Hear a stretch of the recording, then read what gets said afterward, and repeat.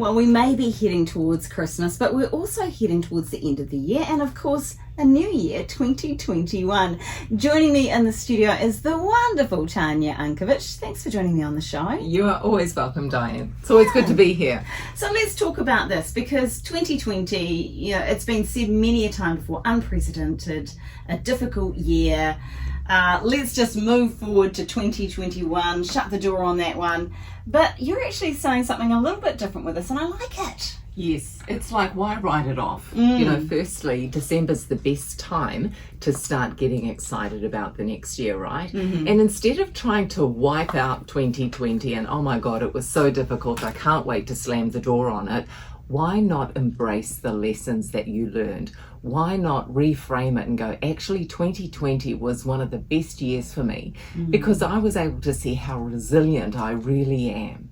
And you're able to take that memory, that belief in yourself into the future and go, well, I know I've handled a pandemic. I know I've been through the worst year ever. Of course I can handle this. And use that drive, use that excitement, that learning from 2020 to be able to start planning, what do I want for 2021? Because sometimes we can get stuck in the difficulties, stuck in the past, and fear that it's going to happen again in the future. But even if it does, we can build on what we've already learnt, can't we? Absolutely. And don't use this stuckness as an excuse for not moving forward. It's very tempting for all of us, me included, because we go back and go, oh, but this didn't work for me back then, or I made this mistake back then, and you go, oh, it's going to happen again. I'm going to say, just scratch that record, erase that bit of negativity, that bit of negative limiting belief, if you want to call it. Don't let it stay in your head any longer, because it will go forward. Just create a new pattern, create a new way of thinking, a new way of speaking even, so that you can move into the next year with gusto, with excitement and belief in yourself. Yeah. I like that you've got the 3 R's in front of me here. The 3 ways of moving into 2021. Let's talk about the 3 R's. What are they, Diane? They are reset, reflect, and rejuvenate. I love it. Yes. Push reset, right? Yeah. Absolutely. And just go from this day forward. I love those words. From this day forward. Because we can start today. We don't even have to wait for the new year. Absolutely. I mean, that's why our lifetime is broken up into 24-hour periods, one day at a time. That's all we can manage sometimes.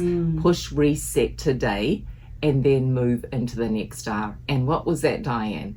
Okay, so we've got reset, reflect, and rejuvenate. So let's talk about that, because heading into 2021, hopefully for a lot of people there will be some kind of break, which means a sense of rejuvenating, a time of rest, but also reflection and hopefully goal setting as well. So how do we do this as we head into a new year? Start reflecting on how 2020 was for you. Excuse me. What were your lessons learned?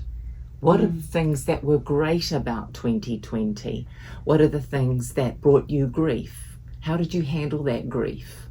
What are the things that you could have done a little bit better?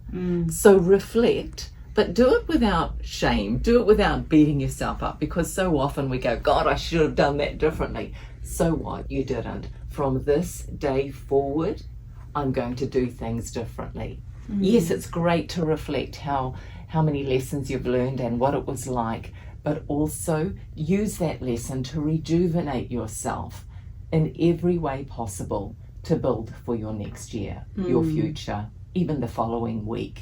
Start it now.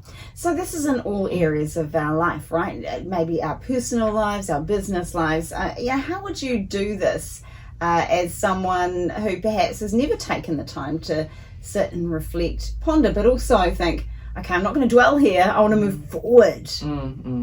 Take a look at your life now in various areas. Your physical life. What's your health like? How do you feel physically when you get out of bed in the morning? What is your emotional fitness like? Your emotional health. Do you notice that you're always looking at the wrong side of the day and going, oh, it's a bit dark there? Or are you a happy person? Have a look at the area of relationships, your intimate relationship, your children, even your colleagues, your work colleagues. Have a look at your professional life. And of course, have a look at your spiritual life. So what you can do is maybe map it out and have a look at all of those areas and even grade it 1 to 10. How satisfied, how fulfilled am I in my physical life? Yeah. Am I feeling well? My relationship, what can we change here? Okay, do I need to step it up professionally? And of course, spiritually. Yeah. Without that, some of us are wobbly jellos, right? Without that deep foundation. So look at all of those areas and go, okay, I'm scoring a little bit low here. What do I need to do? What needs to happen in order for me to go from 5 to 6 or 5 to 7? And start now. Why wait until January the 1st? I totally agree, because if you're listening to this interview right now, today, and you're feeling inspired to do so, then this is the time to act, because in 3 weeks' time, you may have forgotten all about this conversation you were listening into, and just sort of starting the new year off and having that sort of edgy feel that something isn't right and you'd like to do things differently, but you don't know where to start. If you're listening to this, let's encourage people to get into that, making life very good in 2021. Yeah, because the truth is, if you find that you've got a not so good habit, notice I didn't want to call it bad, if you've got a not so good habit, you can probably break that between now and the new year. Instead of making it worse, right? You've got 20 something days left of December. So start now. From this day forward, what is one thing in your life that you want to change? Hey, let's end that one there. It is so good to talk to you, Tanya. Thanks for being a part of the show today. You're and I look welcome. forward to talking to you again next week. You bet. Bye.